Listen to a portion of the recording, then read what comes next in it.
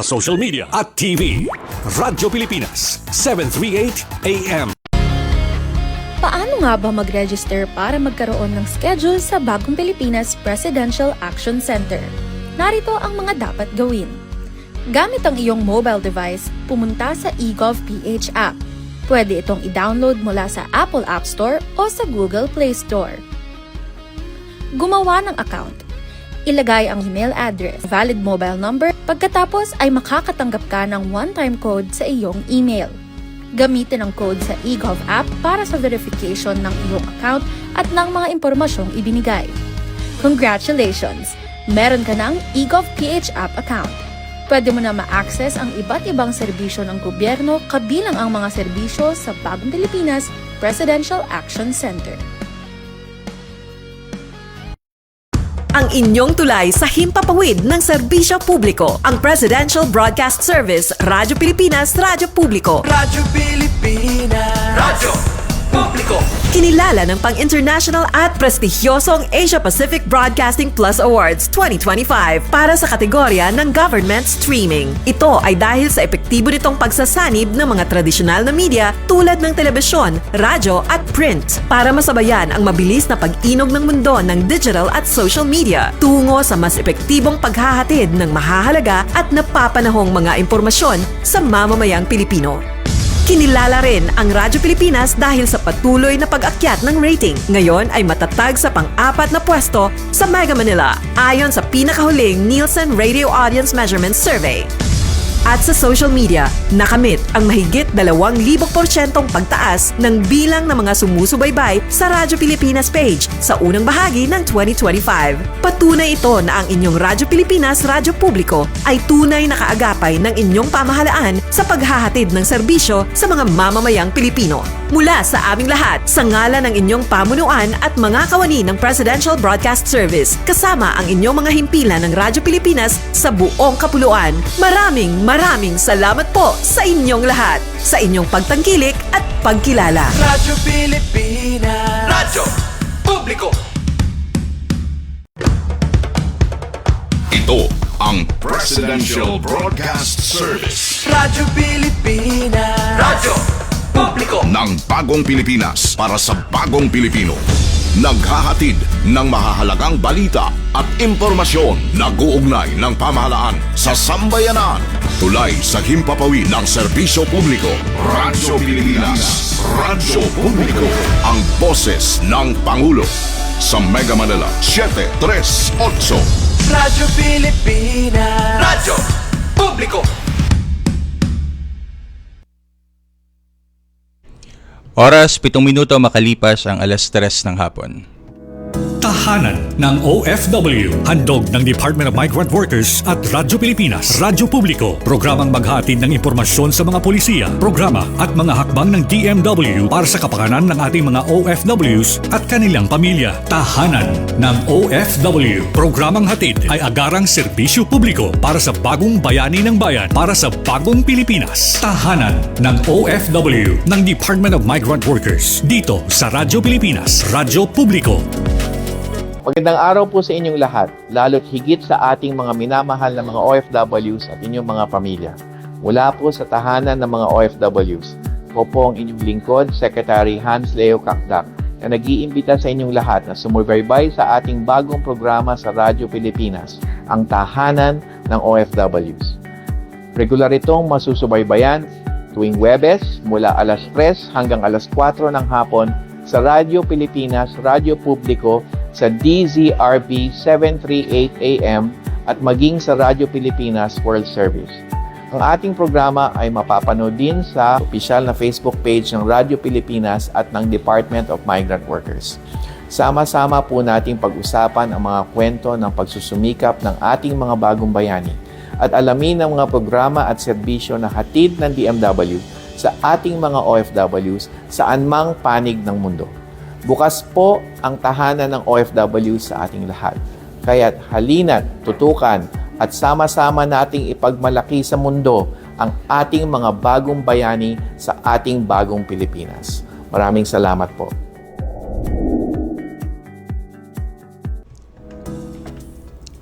Ayan. Narito naman po ang tahanan ng OFW, ang lingguhang programa po ng Department of Migrant Workers dito po sa Radyo Pilipinas, sa Radyo Publiko. Webes po ng hapon. At pang ilang episode na ba to? Director Charles, parang... Ito ay pang 23 na... 23? 23 na pang ito. 23 na episode na po namin. We're halfway through the year. Tama ba? Last Thursday of June. Yes, Last Thursday of June. Next week, second half of the year na. Yes. Ayan naman. No? Ang bilis, Asek. Ang bilis. No. Saka na ako magjo-joke time ng mga pang-Christmas. Mga in a month's time siguro pag Ayan. So magandang hapon po. Ako po muli ang inyong lingkod, Assistant Secretary Kiko de Guzman po, at makakasama po natin ngayong hapon syempre ang isa rin sa mga palagian kong partner dito, Director Charles Tabu ng Land-Based OFW Concerns. Sir Charles, bati ka muna. Naku, maraming salamat, Asek, partner, at talagang na-miss ko ito, no? Isang linggo ako nawala, pero na-miss ko talaga itong na to. Kaya isang pagbati sa ating mga OFW saan mang panig ng mundo. At pagbati po dyan, magandang umaga po sa ating mga OFW dyan sa Amerika, sa Gitnang Silangan at sa Europa pa. Ayan, good morning in particular kay Ka Veni, kay Asek Veni, at syempre, good morning po, Sek. Si Sek ang kumbaga nag-layover sa Pilipinas lumanding ng Tuesday ng gabi. Umalis kahapon ng Wednesday. Ganyan po, we're on the ground, ladies and gentlemen, at talaga naman pong kumbaga kasama po ang mga kababayan natin diyan sa Middle East, talagang ginagawang, hindi ko nga masabing ginagawang Cebu o ginagawang Davao na fly in fly out, parang land trip lang ang ginagawa. Ganyan po ang dedikasyon ng ating mga kawani po at mga opisyal ng Department of Migrant Workers. So Kaveni, Sek, ingat po dyan, at sa mga kababayan natin, ingat tayo dyan. So ngayon po na linggo, maswerte tayo. Director Charles, ang makakasama natin mamaya-maya lamang, isa rin tong sobrang busy. Oo, minsan hindi mo na makakausap ito, Asek, no? Kahit na ilang palapag lang siya, talagang hindi mo makakausap. Ka-floor mo lang to, dulo-dulo lang ang office ninyo. O nga, dulong-dulo lang kami, pero hindi kami nagkakausap, Asek. Nagkakasalubungan lang kami sa sobrang busy rin tong at makakasama kami natin madalas messenger lang ng mga Pero mamaya-maya po yan, bibitinin po muna namin kayo. Mamaya lamang po namin ipapakilala syempre ang ating guest mula po sa Foreign Employment and Welfare Services Cluster. At bago po yan, syempre ay atin po munang alamin ang mga latest mula sa DMW at pakinggan po muna natin ang mga balita mula sa ating tahanan. Balita mula sa tahanan. Magandang hapon. Narito ang mga balita mula sa DMW nitong nakalipas na linggo. 2 nawawalang seafarers nakauwi na. Matagumpay nang nakauwi ang 2 seafarers na dating nawawala mula MV Century Royal na kabilang sa 18 Pilipinong tripulante na binihag ng mga Haiti noong Abril. Ang homecoming ng 2 seafarers ay halos kasabay ng pagdiriwang ng International Day of the Seafarers noong June 23. Tumanggap sila ng 75,000 pesos financial assistance bawat isa sa ilalim ng Action Fund at nakahanda naman ang Overseas Workers Welfare Administration na magbigay ng karagdagang tulong para rin sa pangangailangan ng kanilang mga anak. Ipinagmalaki naman ng Department of Migrant Workers Under Secretary Philip Citas Cubay ang matibay na ugnayan ng DMW sa National Maritime Council, Presidential Office for Maritime Concerns at iba pang maritime partners sa pagtiyak ng ligtas na kondisyon, legal na proteksyon at tuloy-tuloy na suporta para sa mga seafarers. Balita mula sa tahanan. Unang batch ng mga OFW mula sa Middle East ligtas nang nakauwi sa Pilipinas. Ligtas nang nakauwi sa Pilipinas ang unang batch na binubuo ng 30 mga overseas Filipino workers mula sa Israel, Jordan, Palestine at Qatar sa gitna ng tumitinding tensyon sa gitnang silangan. Kasama ang ng mga OFWs na umuwi sa Pilipinas, mismong sina Migrant Workers Secretary Hans Leo J. Kakdak at Assistant Secretary Benesio Ligaspi nitong June 24, 2025 sa NAIA Terminal 3. Ito ay makaraan na halos 9 na oras na naantala ang paglipad ni na Secretary Kakdak sa biglaang pagpapasara sa airspace ng Qatar. Tumanggap ang bawat repatriate ng agarang 150,000 tulong pinansyal mula sa DMW at OWA sa ilalim ng Action Fund at Emergency Repatriation Fund. Kasama sa pagbibigay ng iba pang tulong ang Department of Health, Department of Social Welfare and Development, TESDA at Department of Foreign Affairs. Balita mula sa tahanan. 1 week ACMW activities ikinasan ng DMW. Formal lang sinimula ng Department of Migrant Workers, katuwang International Organization for Migration at International Labor Organization, ang isang linggong ACMW activities na pinangunahan ng Pilipinas para sa pagpapalakas ng proteksyon at kapakanan ng mga migrant workers. Sa kanyang mensahe sa ikatlong araw ng pagtitipon, nanawagan si Secretary Hans Leo J. Kakdak sa mga international delegates na magtatag na ng mabisang mekanismo para sa mga migranteng manggagawa sa rehiyon sa pamamagitan ng patuloy na kolaborasyon ng mga bansang kaanib ng ASEAN. Pinangunahan ni na DMW Undersecretaries Felicitas Cubay, Bernard P. Olali at Jun Rasul ang pagbubukas ng pagtitipon habang nagbigay naman ng mensahe ng suporta si European Union Ambassador to the Philippines, His Excellency Massimo Santoro. Higit sa 50 lokal at international na stakeholders ang kalahok sa pagtitipon. Balita mula sa tahanan.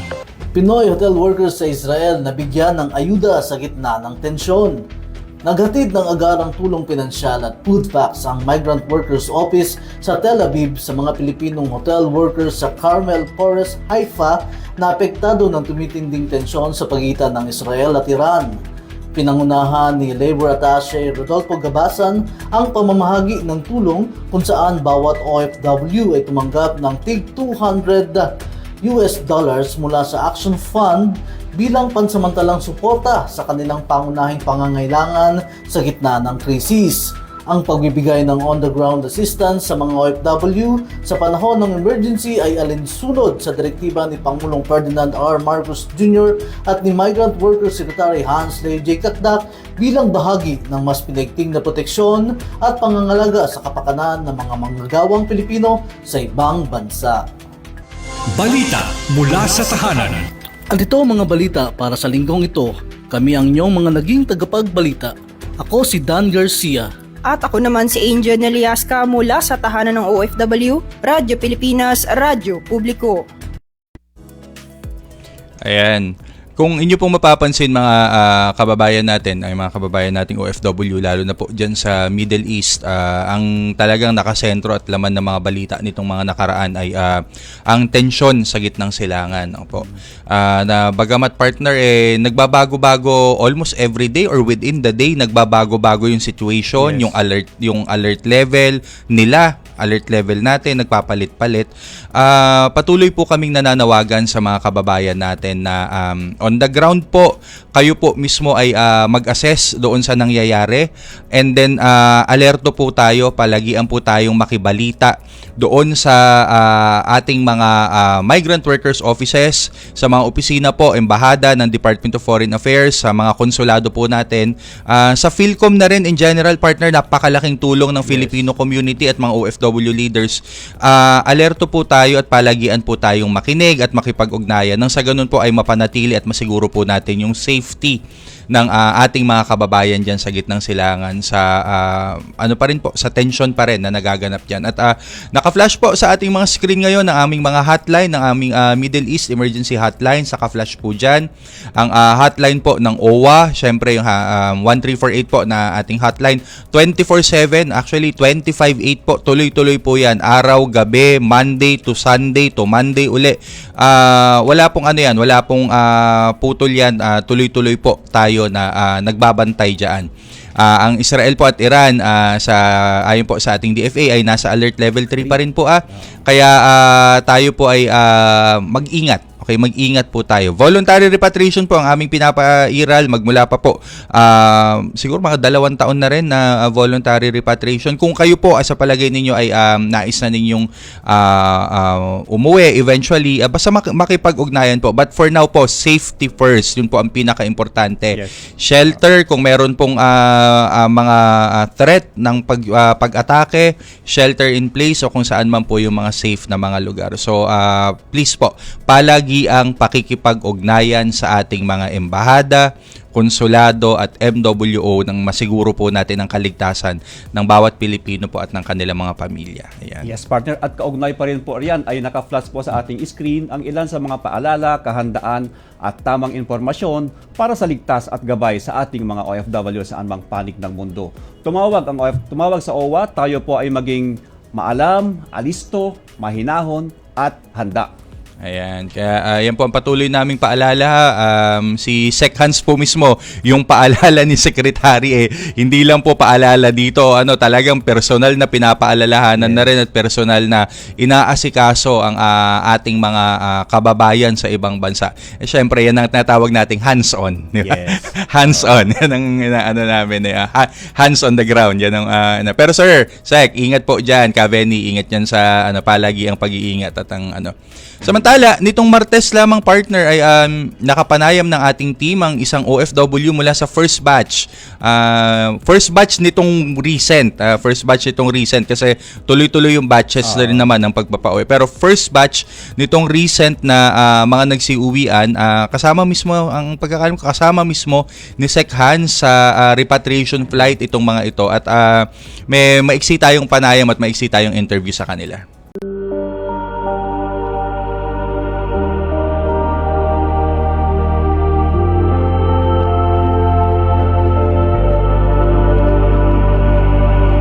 Ako si Armando Nas, nagtatrabaho sa Israel bilang hotel worker for 2 years and 3 months.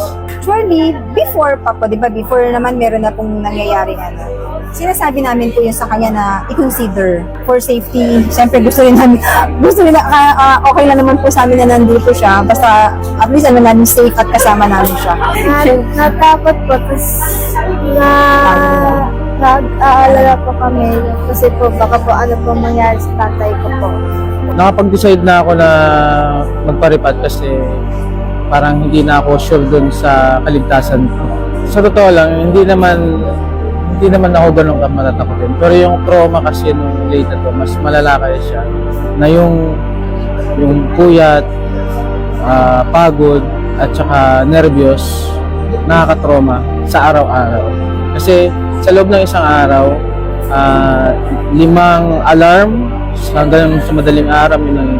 Kaya medyo mahirap. Nag-seek ako ng help sa MWO, OWA, Israel. Agad naman nila ako natugunan na maisama sa first batch ng repatriation. So, from Israel to Jordan, full force sila na tinulungan kami na makatawid sa Jordan. Unang-una, nagpapasalamat ako kay Pangulong Bongbong Marcos sa kanyang nagawa para sa amin. Pangalawa, sa DFA. Pangatlo, sa DMW, kay Secretary Hans Kakdak and ASEC Benny Gaspi, sa Embahada ng Israel at Jordan at MWO OWA na full force sila na may tawid kami from the day 1 hanggang until now, naka-safe kami nakarating dito. Sila yung mga kasama namin na nag-aalalay sa amin. Maraming salamat sa kanila dahil hindi kami pinabayaan, inalagaan kami hanggang sa makarating dito. Sa mga kapwa ko OFW, wag lang silang pakakampante sa lahat ng oras, lalong-lalo na ngayon dahil mahirap magtiwala sa panahon ngayon, lalo na lumalala yung sitwasyon ng gera. Pero para sa akin, kung hindi na sila safe at feeling nila hindi na para sa kanila ang Israel, decide na sila. Napapasalamat po kami dahil andito na alam namin na makakauwi na si Arman dito, makakasama namin ng safe. And thank you po sa government sa lahat ng ginagawa nila sa mga OFW, lalo na sa mga naiipit sa gera, sa mga ginagawa nilang tulong. Nagpapasalamat po kami sa nagtulong po sa papa ko po. Ngayon po alam na po namin na ligtas na po siya kung saan man po siya ngayon. At makakauwi na po at mababantayan na po namin siya. Ayan. Happy ending. Happy Kaagapay reunion, mo. partner. Yan ang, Saan ka man iba sa pa rin mundo. po talaga yung iba pa rin yung emosyon syempre ng mga kababayan nating personal na nayayakap ng yung mga pamilya nila doon sa mga repatriation sa lubong natin, partner, makailang beses na rin yung iba yung paglanghap daw ng simoy ng hangin dito, pagtapak dito, talagang yung emotional kumakawa, especially this flight. Na pauwi na muntik-muntik po. If Asik Benny was describing it yesterday, saglit kami nakapag-usap. Sabi niya kahapon, partner, naparami yata ako ng dasal, sabi niya kahapon. For the information po ng mga kasi multi-stage po yung repatriation nila. When they just landed in Qatar when Secretary Hans Sekveni together with our OFW repatriates po, when they just landed in Qatar, sakto naman yung pag-atake sa isang base militar malapit doon sa within the jurisdiction of Qatar, at biglang syempreng napilitang magsara ng airspace ang Qatar. So you could imagine yung tension na kailangan nilang mag-shelter doon sa mismong loob ng airport. Naririnig din daw yung mga siren, yung mga ganyan na nabanggit nga ni Kuya kanina dun sa video na yung siren, yung gumigising saka talagang nagpapakaba sa kanila sa Israel, bigla nilang maririnig on the last leg of their flight going out of Qatar. So we're just really thankful po, at asahan po ninyo mga kababayan na hindi po kami titigil. Ang buong puwersa po ng pamahalaan, syempre sa tagubili ng ating mahal na Pangulo po, Pangulong Ferdinand Bongbong Marcos, hanggat hindi po na iuuwi lahat po ng gustong umuwi, at hanggat hindi po namin nasisiguro na ligtas kayo dito man o dyan man po, sisiguraduhin po yan ng DFA, ng DMW, ng OWA, at ng lahat po ng opisina ng gobyerno. Diba, tapos partner? may dagdag ko lang, Asek, hindi pa siguro alam ng iba, na tumawag, nag-message sa amin yung 21 OIC Sec na tumawag nung gera, na nasa ilalim ng sila bunker, ng bunker. Nung isang araw, nandun na rin yung ating mga tauhan na nagbigay sa kanila ng so nagpapasalamat sila. Shelter, yes, talagang pinuntahan sila sa ilalim. So kahit kung saan man yung pwede natin talagang puntahan, pinupuntahan po natin sila. Ayan. At yung makakapanayam nga natin ngayon, ang biro-biro nga natin dito sa ating isa sa mga napakasipag na undersecretary, mukhang magkakaroon yata tayo ng hindi naman combat training pero survival training, dahil mukhang yung mga ipapadalang quick response required na rin sa kanila lang marunong sumuot at umilalim dun sa mga shelter, at marunong ng mga iba pang mga skills. So mukhang mapapasabak tayo dyan, partner. Ever ready tayo dun, partner. Ever ready tayo. Anyway po, hindi na po namin patatagalin. Siyempre, live na live po dito sa studio. The woman who's actually in the thick of things, and the woman who's actually overseeing a lot of this, mga kababayan, yung pong operations dito sa Pilipinas para po sa welfare services, and even overseeing the entire international and overseas operations of the department po. Pinapakilala po namin syempre Undersecretary for Foreign Employment and Welfare Services, and isa sa mga pinakabatikan at veteranong labor attaché din natin mula pa po sa ating sa ILAB pa dati at Polo, hanggang po sa makapunta po ng departamento. Welcome po, ma'am, Undersecretary Felicitas Cubay. Ma'am, bati po muna tayo.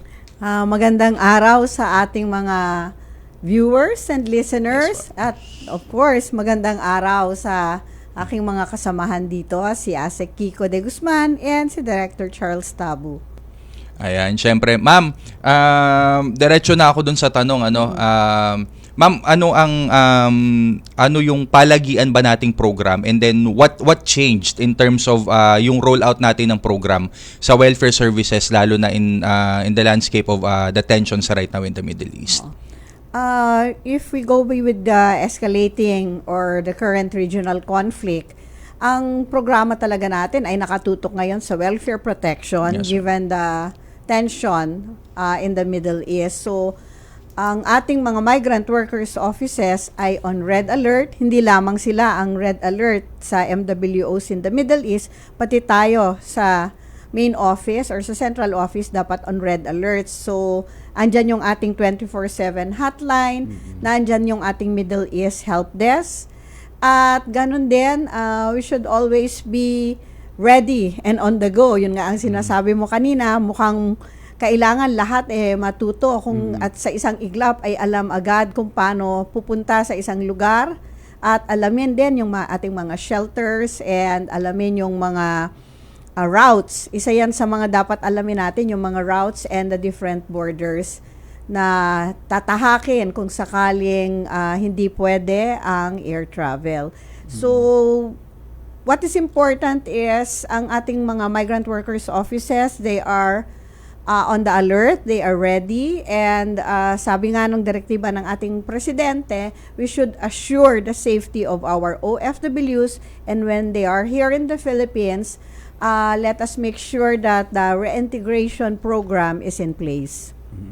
Ma'am, ano-ano yung mga programs at services na maaring matanggap ng ating mga OFWs na kasalukuyang naiipit sa tensyon, lalo na ngayon sa Middle East? Oo. Kung yung sa kasalukuyan, kanina binanggit nga ni, I think binanggit mo, Dear Charles, kanina yung pinuntahan. Sa ilalim, no? Oo, dun sa Yes, ma'am, Mamad opo. o dun sa bomb shelter. On the ground assistance. So, ang unang tinitignan natin dyan, kailangan ba ng serbisyong medikal, kailangan dalhin Yes, sa ma'am. ospital, kailangan gamutin. Maliban doon ay syempre hindi naman prepared sa pagtungo doon or kulang ang food provision. So meron tayong mga food packs, grocery package for them, aside from the first aid medical kit. At ganun din, nagbibigay din tayo ng equivalent in local currency na financial assistance sa kanila na $200 for each of those, especially those displaced. May mga na-displaced, tinamaan yung bahay nila o yung bahay ng kanilang employer. We were able to secure, aside from yung ating shelter sa Tel Aviv, meron tayong nirerentahan na 2 flat para we are renting that for 2 months para doon manirahan yung ating mga naapektuhan at hindi walang matutuluyan o walang matitirhan. So I think we have already housed more than 50 dun sa 2 flat. Ngayon sa kasalukuyan merong I think 28 or 29 are housed in the 2 flats. So, Ito yung parang temporary relocation. yes, Yusek, one ma'am. is in Rehovot and the other one is in the other area. So we have to rent kasi wala silang matitirhan. Opo. Yung iba naman ay na-damage yung kanilang shelter or yung kanilang accommodation ay nakitira sa mga kamag-anak, kaibigan, yung iba ay nakatira sa kanilang employers. So talagang handholding, ma'am. Talagang yung Yes. yung hawak, yung yakap, yung ano talagang talagang pinaparamdam natin sa kanila yung ano. Oo, despite the restrictions. Yes. So. Siyempre kasama din sa ating dasal yung ating mga kasamahan sa Migrant Workers Yes po. Office at sa OWA, kailangan nilang tugunan ang pangangailangan ng ating mga OFW sa Israel. So, kasi maliban sa mga OFWs, pinagdadasal natin yung ating mga kasama. Kasama din po. Siyempre, ang nangunguna po dyan on the ground na veteranong labor attaché natin sa Israel.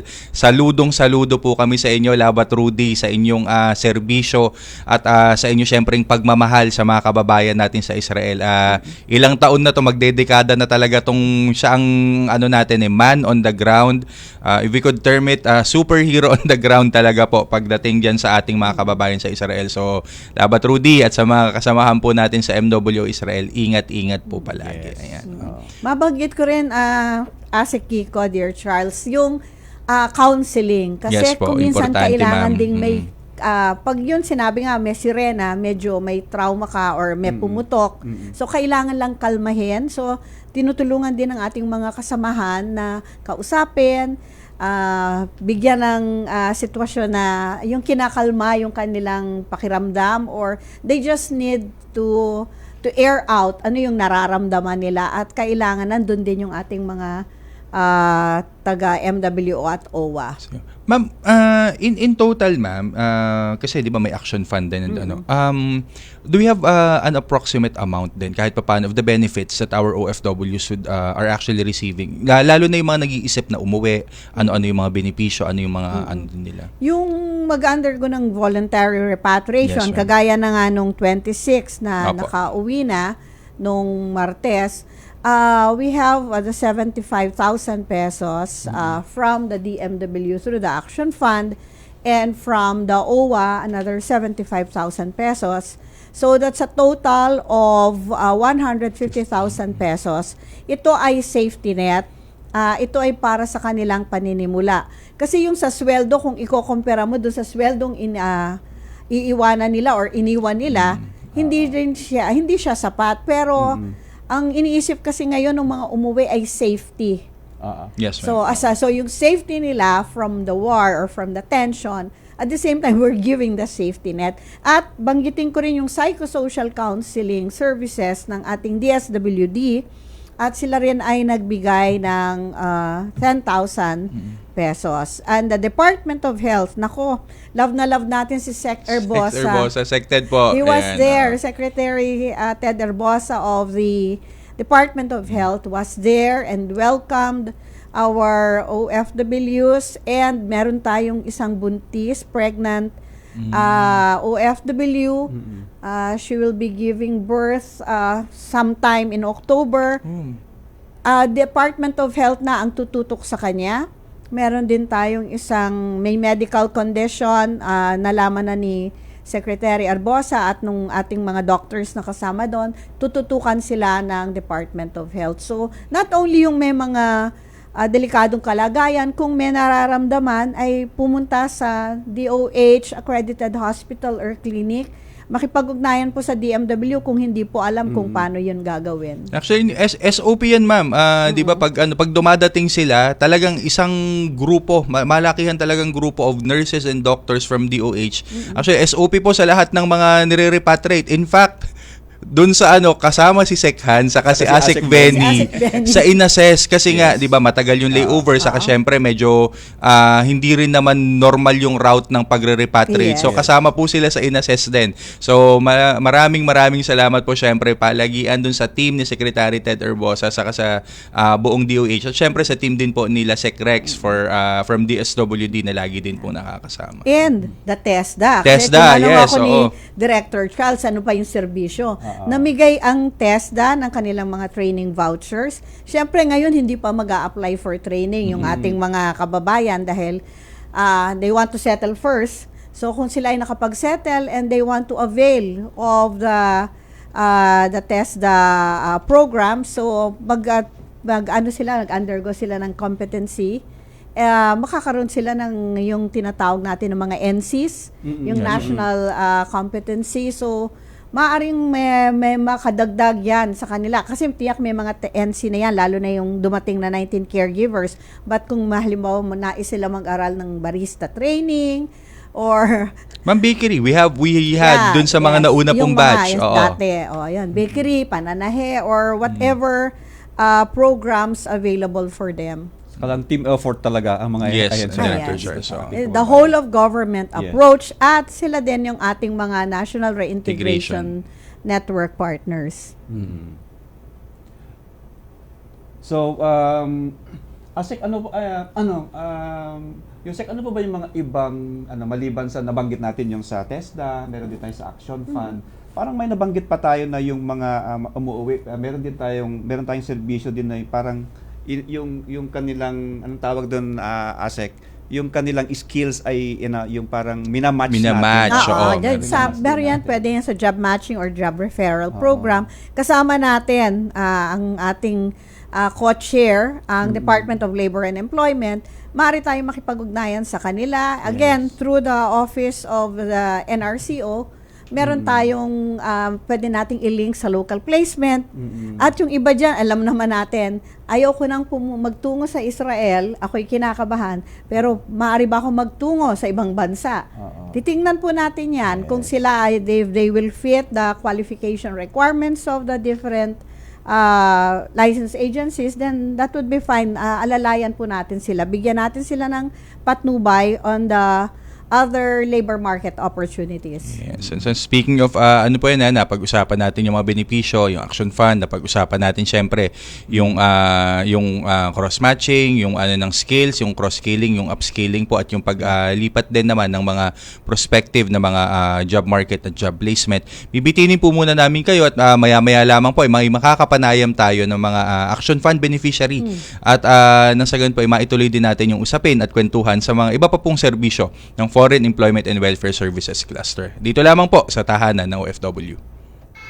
Mahigpit na binantayan ni Pangulong Ferdinand R. Marcos Jr. ang pagsusunog sa 1.3 billion kilos na nakumpiskang illegal drugs sa Cleanleaf International Corporation, Capas, Tarlac.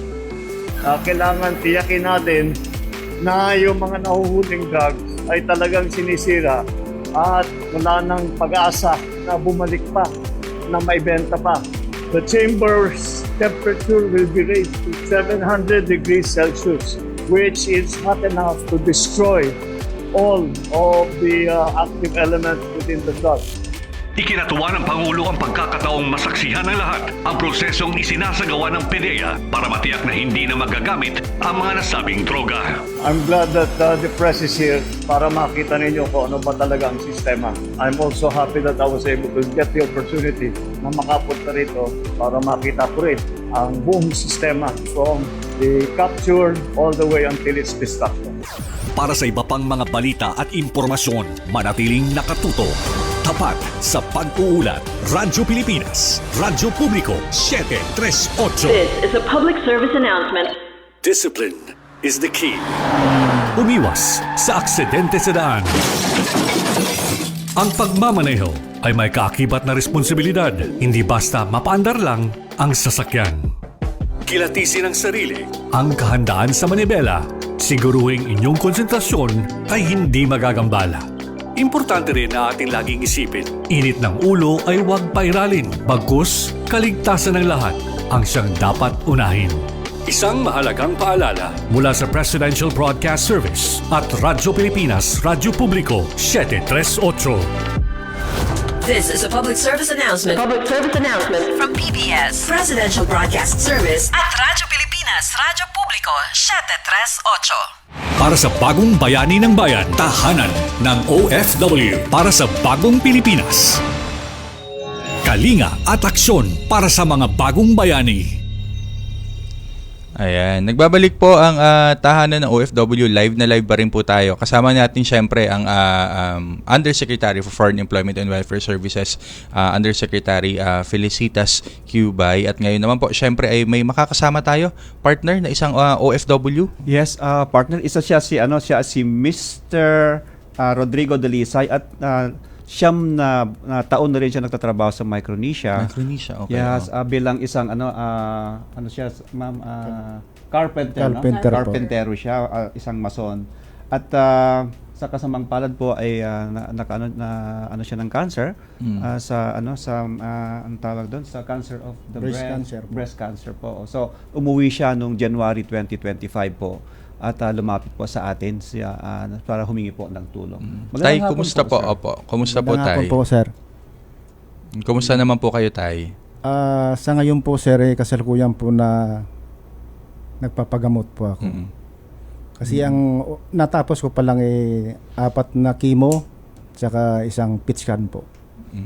And partner, beneficiary siya ng ating Action Fund, di ba? Yes po. Bali, lumapit siya sa atin at noong nung ilang araw lang po, June 20.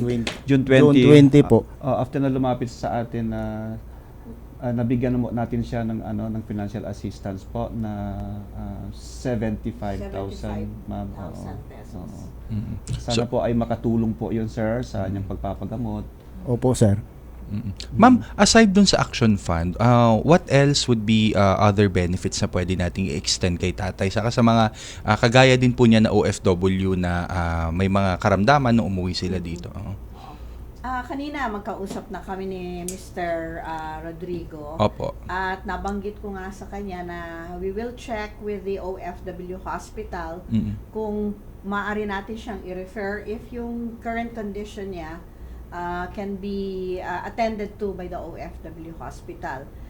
Since nandito si Mr. Rodrigo, at maaari din nating i-arrange yung kanyang transport para magtungo sa OFW hospital. Kanina kausap ko na yung isang staff natin to check if his current condition can be attended to.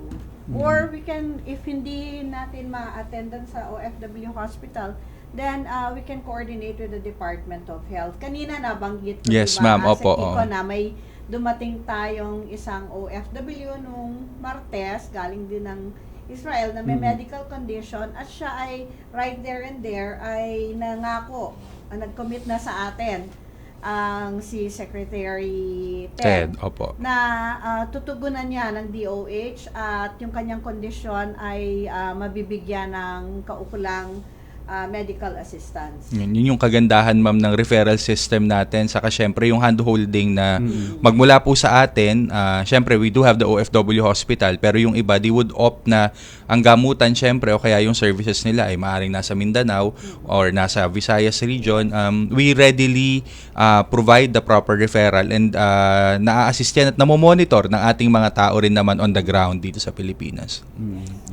So tatay, may mensahe po ba kayo sa departamento po, sa ating mahal na Pangulo o kaya sa departamento at kaya sekretary po? Sana po matugunan uli yung humingi ako po uli ng panibagong tulong. Sana po matugunan kasi po naubos na po yung budget ko sa Manila Doctor Hospital last nung Tuesday. Last ko po PET scan, hanggang doon na lang po yung budget ko. And then, baka next na chemo, malilipat na po ako sa PGH. Bali, ang natira ko pong chemo is 4 pa. Tapos isa pong PET scan. Okay. As per ASEC, bali as per ASEC po dun sa nyo kanina, ma'am, dun sa hospital, may tumawag na po na meron daw tayong oncologist doon. So pwede po natin po siyang ipa-check pa po anytime. Yan yung po. pinapa-validate ko kanina if we can attend to his current concerns. So ipapa-arrange po natin na kayo po ay madala sa OFW Hospital para po ma-check po. May oncologist daw po tayo doon. So, ma'am, siguro po yung ano natin is would you have any message dun sa mga kagaya rin po ni Sir Rodrigo at yung iba pa po nating mga OFW din na may mga medical condition o kaya po yung mga in distress natin ng mga OFW in general po about po sa services natin sa FUSA sa DMW po? Ang tahanan ng OFW, ang Department of Migrant Workers, ay naririto po upang kayo ay tulungan kung ano man po ang inyong ninanais ihayag sa amin. Sa abot po ng aming makakaya ay kami po ay magbibigay ng tulong, gabay at patnubay at meron po tayong mga partners. We have a network of partners na hindi man po ang Department of Migrant Workers ang diretsyong tutulong sa inyo, ay kayo po ay gagawan po namin ng paraan para kami ay makapag-connect sa kanila sa iba't ibang sangay ng pamahalaan para po sa inyong kalagayan. Ayan. So, yan po. Napakinggan po natin ating guest ngayon. Sobrang busy, pero talagang nai-pin down natin ng schedule. Talagang nai-guest natin sa wakas dito. Ang isa po sa mga sabihin ko sana, pinakapuyat.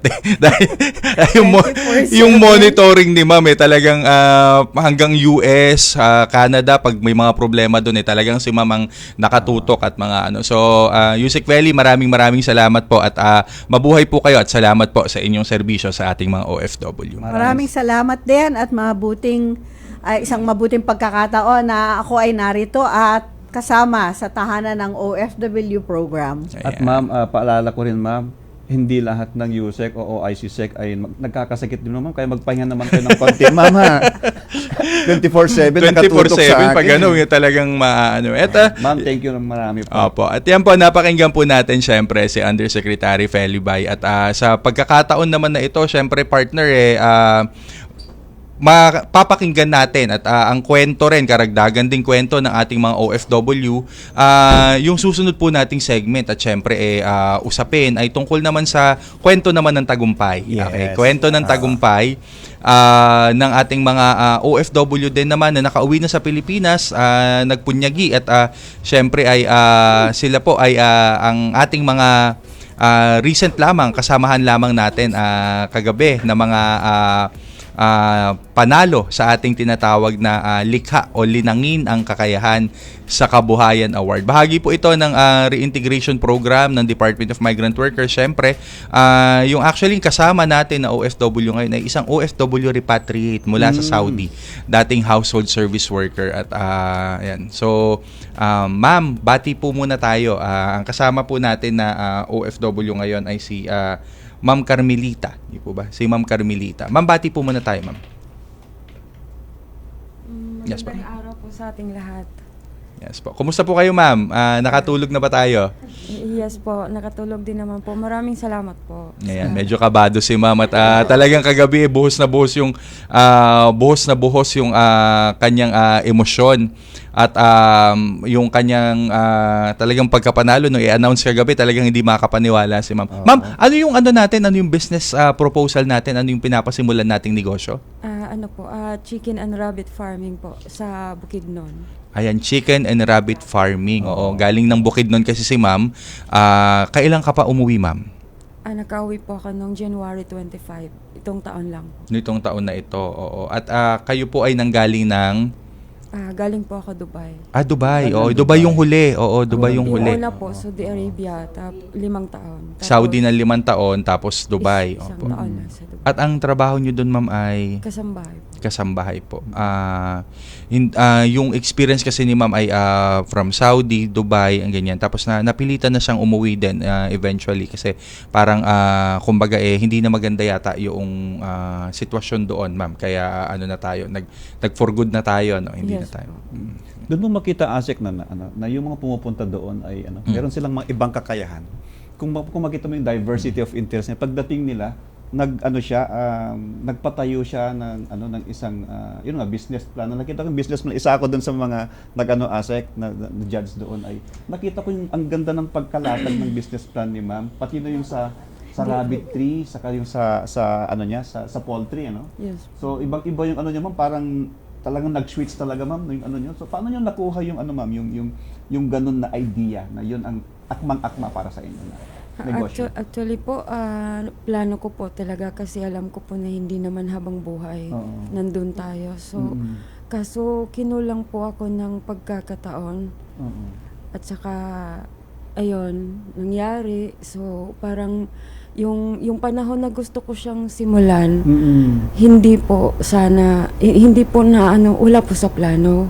Kaya po medyo, parang kinulang sa oras, kinulang sa panahon, kinulang sa lahat-lahat na po. At isa sa nabilib ako sa kanya kahapon, partner, ay rabbit. Sabi ko, parang mahirap ata yung rabbit. Pero sabi niya, hindi, meron na akong supplier. Meron na akong pagdadalahan. May napagsimulan na, oo. So, advance si ma'am doon sa kanya. Actually, tatlo yan, Director Charles. Si ma'am ay, yun nanalo sa kanya, yung kanyang rabbit farming. Magkano mamang ating cash prize? Ayan, napangiti si ma'am sa cash prize. Magkano pang ating cash prize, ma'am? Magpapasalamat po pala ako sa Department of Migrant Workers dahil po sa napanalunan ko mula pa po sa bilang regional winner po na 100,000 lang naman. Tapos yung sa likhang kababaihan, business plan competition po, na 300 po bilang second placer po. So in total, partner, yung lahat ng regional winners natin, 16 regional winners, may seed funding na yan na 100,000. At good news po doon sa mga kagabi rin po ay kausap namin ang iba pang mga partners, may mga willing actually fund ng kanilang mga negosyo. So kumbaga yung mga napag-aralan nila nitong mga nakaraang araw sa mga training ay ipopolish, aayusin, paglilinangin, and when the right time comes, they would eventually be handled by some of the financing institutions, both private, yung mga bangko, and at the same time yung mga government partners natin like the Small Business Corporation. Yung isa actually, partner, gusto niyang magtayo ng parmasya. Dahil siya sa Isabela Basilan. Pharmacist siya sa Saudi Arabia, nag-for good na. Gusto niyang magtayo ng parmasya. Kaya ang kagabi ay nakausap na niya ang Philippine Pharma Incorporated, isa pong GOCC na attached sa DTI. At mukhang napag-uusapan, magkakatotoo na yata agad yung kanyang mobile pharmacy. So, yan po ang kagandahan at ang kapangyarihan ng the beauty and the power of the National Reintegration Network. So, yan po ang natin. So, ma'am, maraming salamat po doon sa inyong pag-participate at doon sa inyong doon doon sa inyong dedikasyon, 'di ba? Sa inyong dedikasyon. 3 actually silang nanalo. Yung first place natin ay tungkol naman sa recycled na bags from Davao Province naman to.